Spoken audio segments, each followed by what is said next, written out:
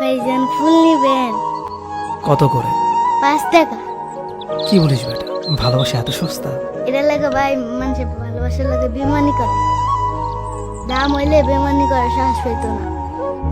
সত্য কথা। ভাই আপনার কয় পিস লাগবো? আমার তো সবগুলোই লাগবে। কয়টা আছে গুণ তো।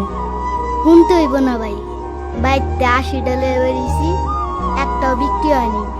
কি বলিস, আজকে তো আমি না আসলে তোর পুরো ব্যবসায় লস হইতো। কি করবো ভাই, ফুল পুইচা যায়, কেউ লয় না। কি করবি বল, এখন তো আর ভালোবাসা 5 টাকার গোলাপ আর শহরের ফুটপাতে নেই। এখন ভালোবাসা হলো 250 টাকার পাস্তা আর একদম কর্নারের সিটে। কি কোন ভাই, আমি বুঝি না। ও তুই বুঝবি না, এখন কত হলো বল। ভাই বরাবর 400 টাকা। কি করবি আজকে এই টাকা দিয়ে? আর একদিন করিম কাকার বিরিয়ানি খাই না, আজকে আমি খামো পেট বইরা।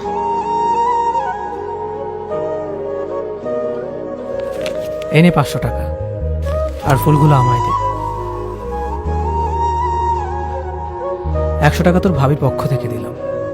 আর শোন, আমার অনেক ক্ষুধা লাগছে, চল একসাথে তোর করিম কাকার দোকানে বিরিয়ানি খাই। চল, আমিই খাবো।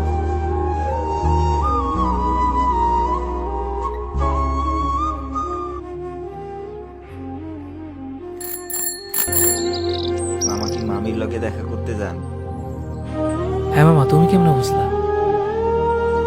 এত গোলাপ লইয়া আর কই যাবেন?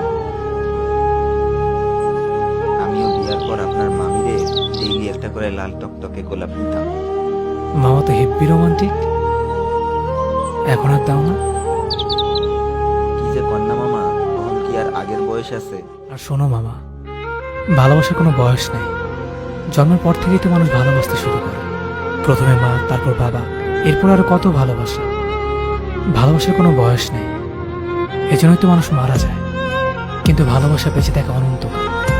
আর শোনো, এই যে এনেও এখানে 500 টাকা আছে, আমার তরফ থেকে মামির জন্য একটা শাড়ি কিনে দিবে। হ্যাঁ, আর এনেও কিছু গোলাপ, এটা শাড়ির সাথে মামির হাতে দিবা।